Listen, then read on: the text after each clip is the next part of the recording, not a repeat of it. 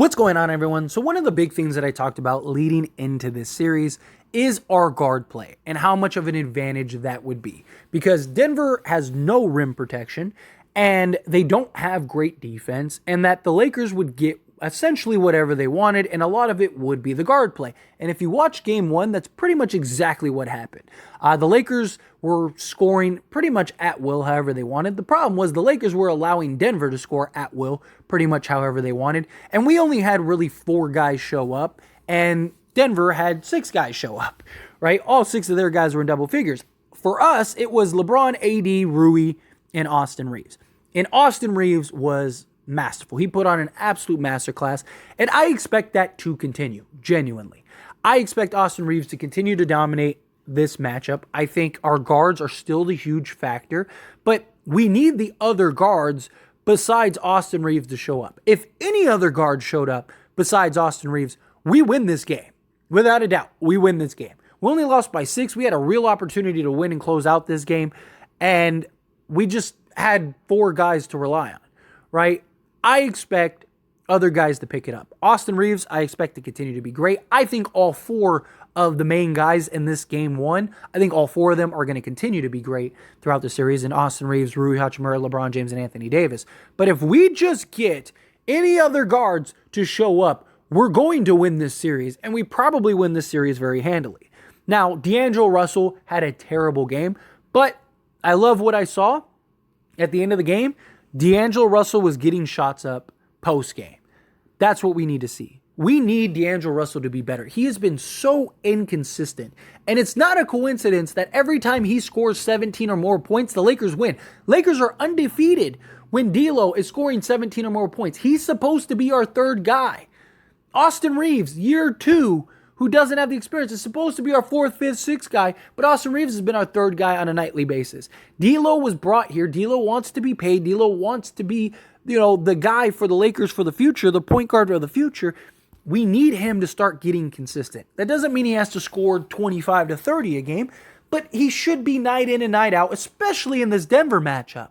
Night in and night out, D'Lo should be going and getting at least 15 a game. He got 8 points in like 4 possessions in the third quarter.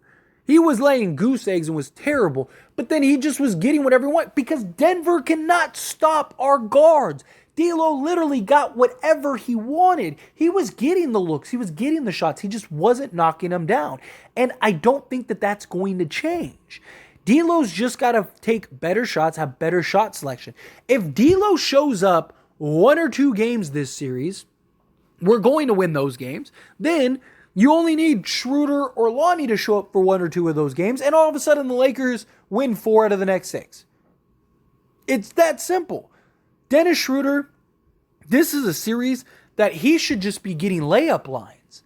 They have nobody that can guard Schroder. His speed and foot speed and quickness he should be getting layups every other possession at the rim. There was no rim protection in this game. Lakers were getting whatever they wanted on the offensive end. Dennis Schroder needs to be aggressive. He needs to attack. He needs to go downhill, right? And put the ball on the glass and start knocking down some shots. Don't settle for threes. He hit a 3 that was great, but I'd like to see him just get the ball and go down ahead of steam. We need to get out in transition, right? That's why Dennis Schroder started.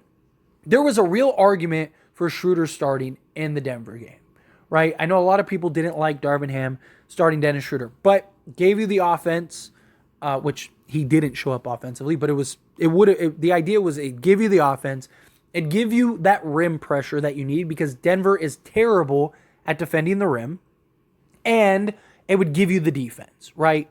Give you the defense against Jamal Murray and other guys on Denver, and give you more switchability, all that stuff, right? That was the idea. That was the reason he started. And I don't expect it. I think Rui will end up starting going forward. I think the Lakers really figured out some nice things there with Rui. But Schroder off the bench needs to be good, right? Bruce Brown at one point had more points than our entire bench. And that's supposed to be our big advantage here. Denver's only 6 deep. Denver only has 6 guys. Like, we have 7, 8, 9, 10 guys at least, right? And Dennis Schroder needs to be matching Bruce Brown. Bruce Brown should not be outplaying Dennis Schroder.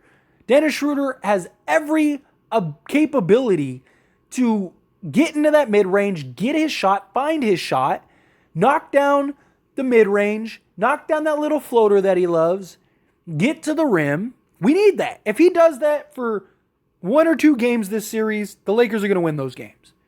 D'Lo, if he shows up, we're going to win those games. Lonnie Walker. This is probably the best matchup that the Lakers will have for Lonnie Walker. Lonnie Walker was really great in that Warriors series, right? I mean, he single-handedly saved the season, right? But Lonnie Walker, as much success as he had in the Warriors series, he should have as much, if not more, in this series. Because 1, he's built the confidence. 2, Darvin Ham trusts him. 3, they have nobody to stop him. Again, Lonnie should not be settling. If you're wide open and you got a wide open 3, sure, take it. Shoot the shot. But he's a good enough shooter for him to do that.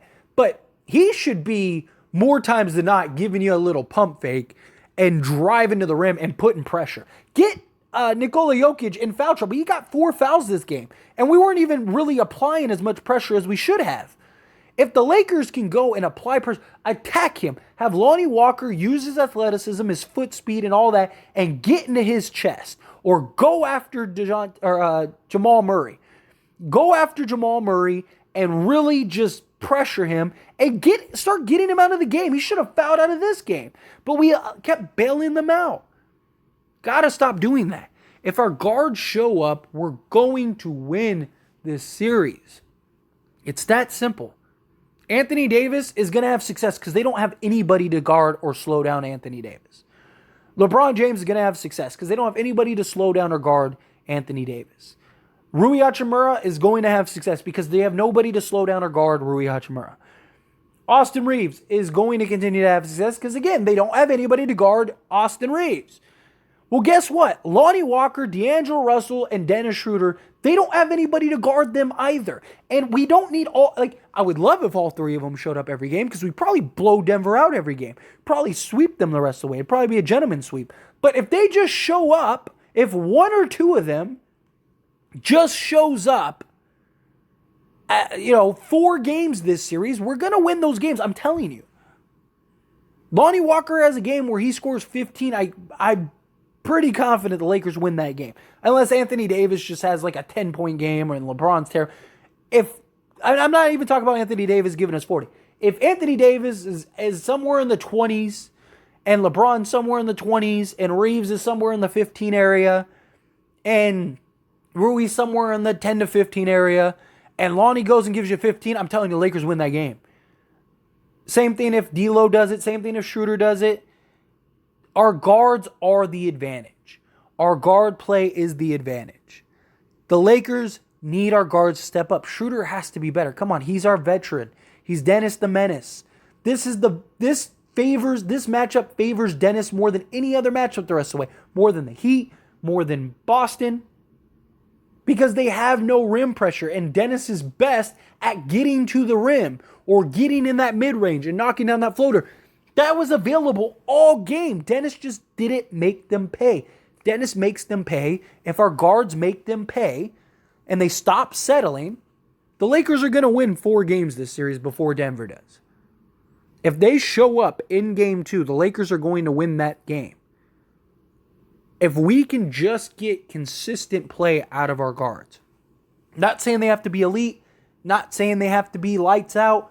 Just consistent play. If all 3 of them just average 10 a game, we're going to win this series. Because Austin Reaves, is going to show up. Rui's going to show up. LeBron and AD are going to show up. They've done it all playoffs. I don't expect them to all of a sudden not show up. So those 4 are going to show up. Now, if our other 3 guys can show up, the Lakers are going to win this series very handily. This is also a series that I might even throw Beasley in and see if he can catch some fire. Because, the Lakers were getting wide open looks. Wide open looks. So I would try to see if you could generate Beasley a couple wide open looks and see if he could get going. Same thing with Troy Brown. His just size and his ability to get to the rim might be beneficial in this series. But we need to play our game. We play our game, we're aggressive, and we be the aggressors. Lakers are going to win this very handily. But anyway, as always, this is a discussion, so I pass the question on you. Let me know your thoughts and opinions down in the comments below. Do you agree with me? Disagree with me? How do you feel? Whatever your thoughts are, love to hear it. Let me know.